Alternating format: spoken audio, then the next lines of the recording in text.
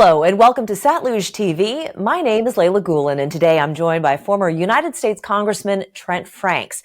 Trent also served as chairman of the Religious Freedom Caucus while in Congress, and he's here to discuss the latest that's happening within Punjab and the Khalistan movement.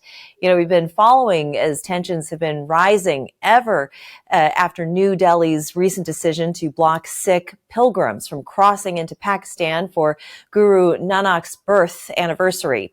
Well, Sikh leaders say that the move violates religious freedom and deeply wounds the community, while critics accuse the government of double standards, such as allowing cricket matches with Pakistan, but banning a sacred pilgrimage. So today we're digging into what this means for Sikh sentiment, India-Pakistan relations, and the future of religious freedom in the region. Trent, I want to thank you so much for joining us. Well, I'm so happy to be with you, Layla, and I appreciate you covering such a vital subject. You know, religious freedom goes to the core of all of humanity's interaction, and I hope that somehow what you're doing now will lend in a positive direction. Thank you very much. Yeah, certainly hope so.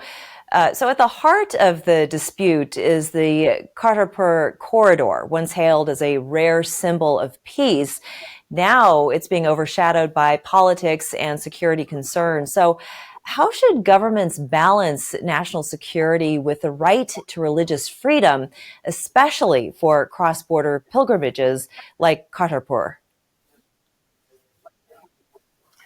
Well, I mean, to really get down to the actual issue at hand here, the Hindu government of India are the ones who have politicized and have caused this or emphasized this as a national security concern. That wasn't the case as long as they had just essentially left the Sikhs alone to be able to make their pilgrimage. That's something, you know, that in America we would go to tremendous lengths to make happen, and most other countries do the same thing. And I think that this fault of this being raised as a significant concern is strictly at the feet of the Hindu government of India. This is not something where the Sikhs are trying to create any sort of militaristic protest or anything like this. This is simply an act of going to be able to honor their guru. And it's as much a freedom of religion issue as you could possibly. It's the poster child for religious freedom. And so I just have to say to you, this was unnecessary to politicize it this way. And I thought the example that you used, you know, to have cricket games, that's okay to go into Pakistan or wherever you want to go, but to somehow exercise your freedom of faith, one of your most core commitments in your soul, without any damage to anyone, without any wish to hurt anyone else, that just really does not speak well of the wisdom of the Hindu government. No, absolutely not. And can you think of another circumstance in which something similar has taken place? You have a lot of experience being chairman of the Religious Freedom Caucus. So I'm curious if you've seen something similar in the past and what has come of that situation that might perhaps give Punjab and the Sikh people some hope. Well, I would just say to you that it usually is not about just the surface issues that are articulated. Usually it really is about a basic religious schism. And I almost hate to bring that up because the only answer to that is to say, okay, everybody has their right to religious freedom. As long as you don't hurt anyone, your choice of worship and your choice of religious conviction is your own.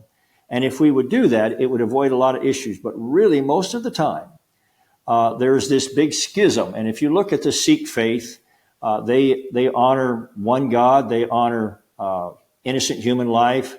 They see all life, whether it's male or female or different religious perspectives or different colors or origins, whatever it might be, they see all human life as equal in the sight of God. They see everyone as God's children.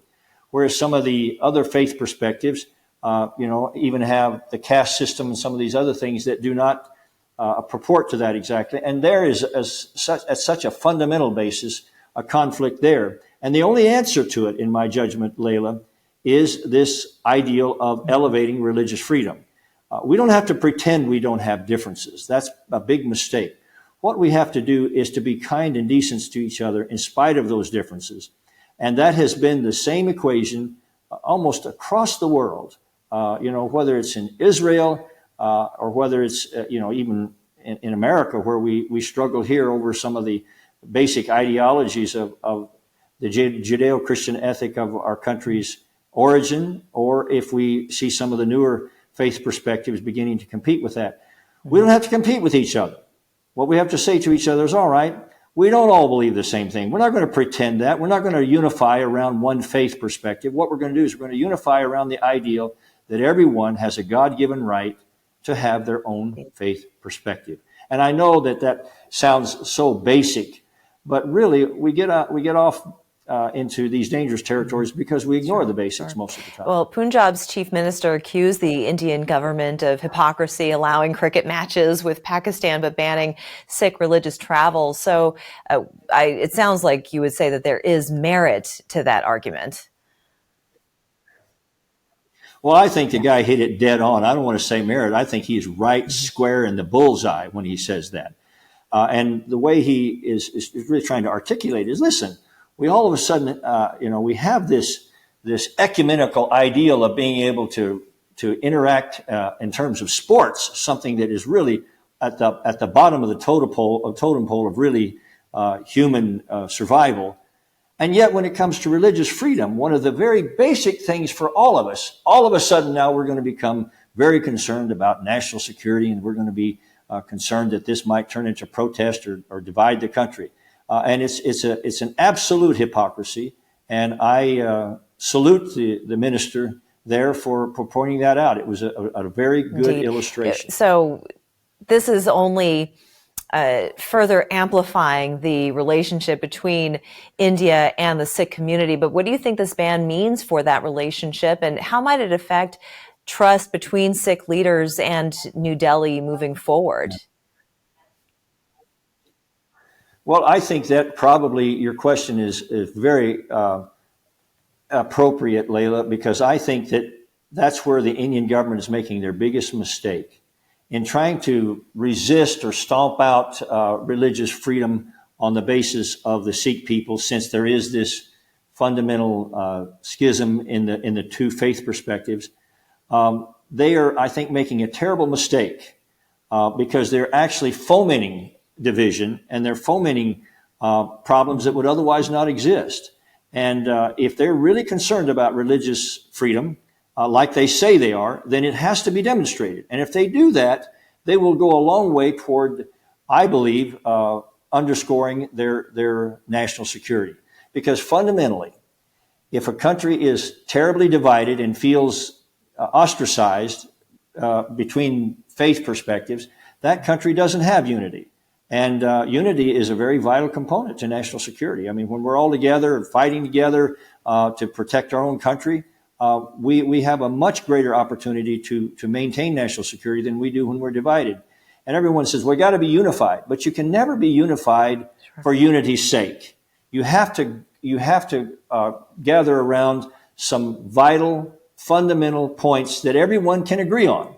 Not everyone can agree on religious perspective. Not everyone can agree on the different elements of their own faith perspective with others. You can't completely synchronize all of that. But what you can do is you can say, okay, let's agree then to disagree on that point, but let's agree to the greater issue of religious freedom. Let's say that, we have such a respect for each other and such a respect for God. None of us have it all figured out, but we have such a deep commitment to this ideal of all of us being God's children that we're going to respect the other person's right to their faith perspective, and we're going to talk about it. We have the religious freedom doesn't mean that you just be quiet and don't ever discuss anything that is of a religious nature for fear of offending someone. No, we're going to be offended now and then from the different ideals that pop up between us. That's going to happen. But we have to have a greater commitment and a greater impulse toward the other person of humanity and love and concern for them than we do about pounding our faith into their heads. We just have to somehow realize that religious freedom is something that gives everyone the best hope of being able to follow their own perspective. And then let their faith kind of survive the debate right. at that point. Do you think that these restrictions on religious travel could further strain the already tense India-Pakistan relations, or are these bans just symbolic within maybe a larger conflict? Well, other than maybe just an outright military attack against the Sikhs, I can't figure out any better way to alienate people than to tell them that they cannot honor their faith and their God.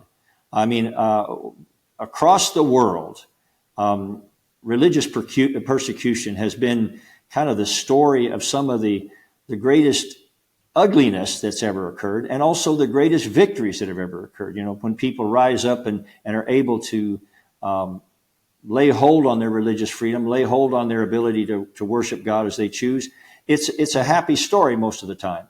So I think that your question is dead on. This is not only dangerous, but it is a perfect way to create and foment disunity. It's a perfect way to create a fight among everyone, because people, this miracle of life is a fundamentally magnificent thing.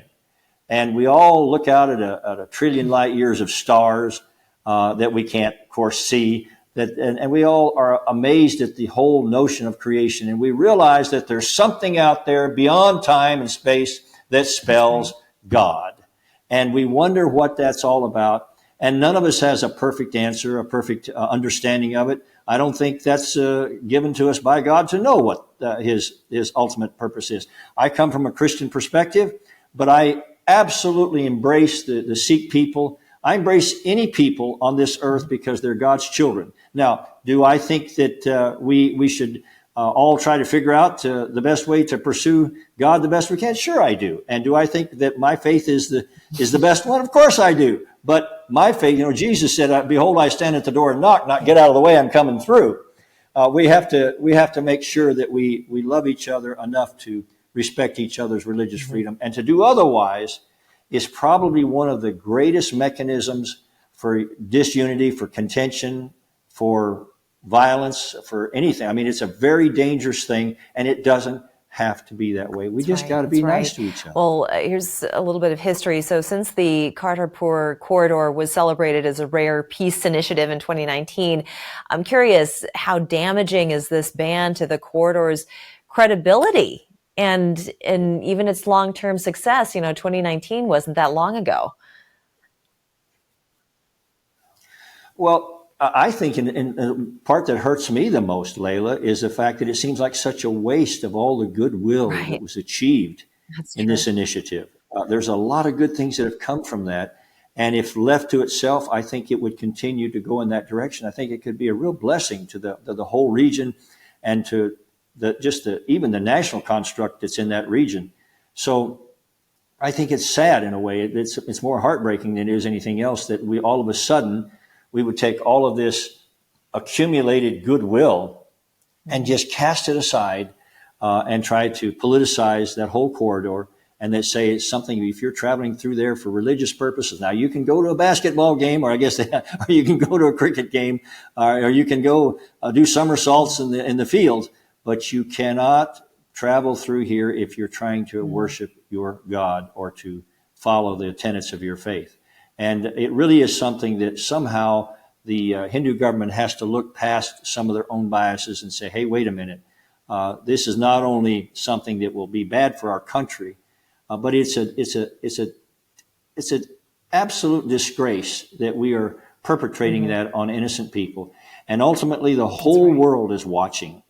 And I would contend that we, as a people now in this country, are starting to see India as, even though they have held themselves up to be paragons of religious freedom, that is starting to fade dramatically in the minds of intelligent people in this country. We're starting to see India as someone that's a dictatorial country that does not recognize religious freedom and does not recognize human rights. And that in the long run will be bad for India on a geopolitical scale.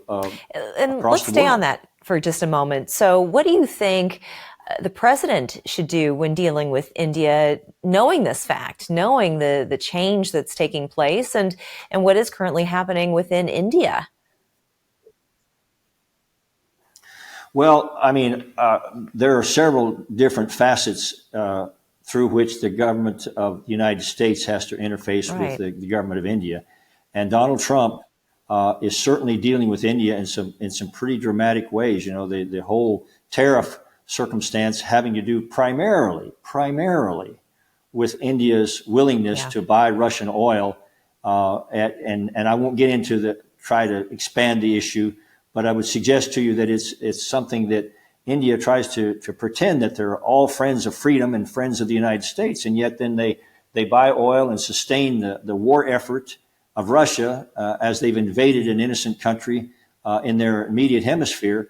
And I would just say to you that this is not looking good for India once again. And the president, I think, is handling that aspect of it very well. I know Mr. Trump may not be the most perfect politician in the world, but he is doing some things that I think are critically important for the world. And I absolutely support his posture toward India, trying to say, okay, if you really want to trade with Russia and trade with China, if that's that important to you, in spite of the fact that you know that is a burden on human freedom itself, then don't expect America to stand there and not respond accordingly. So how might the Sikh diaspora, particularly in North America and the UK, use this issue to advocate for international pressure on India or Pakistan regarding Sikh rights? Well, I guess, Layla, that's maybe the highlight here in many ways. They are doing that. With the diaspora of the Sikh population here that is just in America, they've recognized, that they have the ear of the world right now. The situation in Canada where Nijar was killed mercilessly, there is a real awakening in America, and the Sikh community, the diaspora of the Sikh community here in America, are largely responsible for that, and I salute them because they've gained the attention of the U.S. Commission on International Religious Freedom. I mean, there's something I'm very familiar with, and they're starting to be seen as a people that has tried their very best to have a peaceful and responsible response to some of the things that have been happening for so long. And the Hindu government has tried to make the Sikh people these radical, almost terrorists that they try to, but that is not the case. When you get to know the Sikh people, you begin to see a people that have a tremendous respect for God, a tremendous desire to serve others, a tremendous desire to respect the right to life, the right to freedom, the right to religion, the right to property. They're very responsible people. I have several Sikh friends that and most of them I see wear this bracelet. And there are many aspects I know connected to that, and I would be foolish to try to articulate that on television here. But what touched me about it the most was God, please let this hand not ever harm an innocent human being. Well, if we all had that ideal in our hearts, dear God, what a wonderful world it would be. So I have a great deal of respect for the Sikh people, and I believe that they are on the march to try to not only free their own people, not only let the world see their own plight and their own injustice that's taking place against them, but to be a voice for religious freedom and for being able to reach out to your fellow human beings in a loving, positive, and faithful way that is good for, again, the religion and the cause of freedom and the cause of humanity and the cause of human rights all over the world. They're starting to become a real voice for good in the world. And I have just one last question for you, Congressman.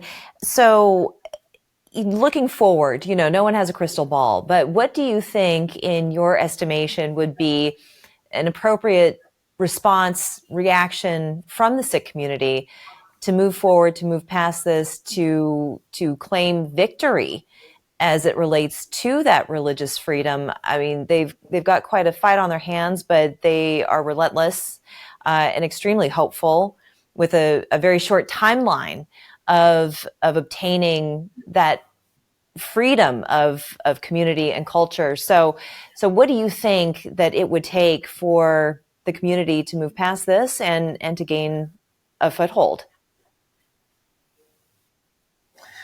Well, that's probably the most important question of the interview, and I'm thinking that's probably why you saved it for last, and I hope I can do it some kind of justice, Layla.